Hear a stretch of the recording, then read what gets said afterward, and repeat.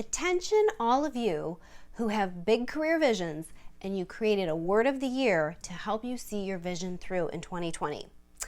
And hey, even if you haven't created a word of the year yet, stay tuned because you're going to learn a lot more about why this is such a valuable tool.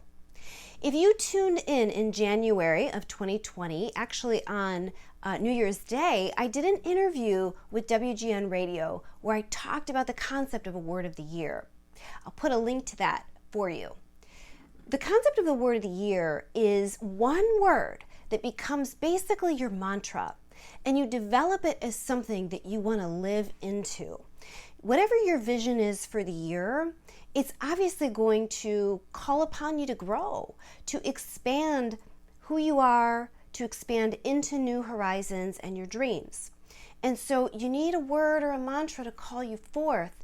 It's a word that just feels right and aligned, and when you hear it, you know that you are going to places you've never been before. For 2020, my word of the year is limitless. And let me tell you, that has called me forth. And the reason we're talking today about the word of the year is because you want to not just pay attention to it in January, you want to be checking in on it all throughout the year. So now is a good moment. What has your word of the year taught you? What lessons have you learned or how have you changed?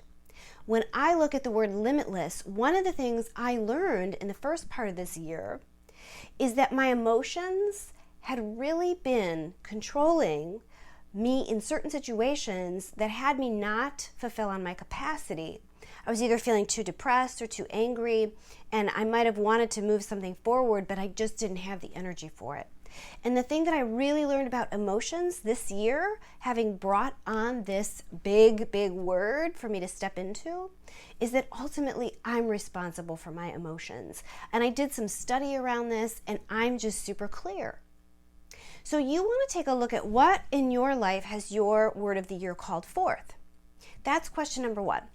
Question number two is, now that you've sorted that out, what do you feel your word of the year is calling you towards next?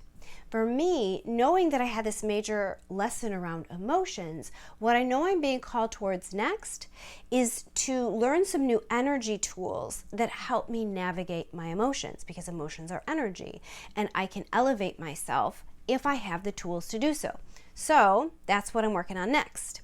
That's what you want to think of as question number two. And this is really how you can powerfully use your word of the year. It's not just something you should say and forget. It's something you want to say in the moments when you need something to empower you. And really, I have my word of the year at my home office. I have it actually displayed up, so I never forget it. And it's funny, that's a place where I do a lot of reflection and journaling. And oftentimes when I'm maybe working through something tough or challenging, I just see that word and I'm like, yeah, I said this year was going to be limitless. So no wonder, I'm working through what I'm working through right now. It's a positive reinforcement. So that's another pro tip, is keep your word of the year where you can see it. If this is new to you and you want to learn more, download my free guide on GinaMurata.com that is the Career Vision Guide, and it talks all about the word of the year. And also check out that WGN Radio interview.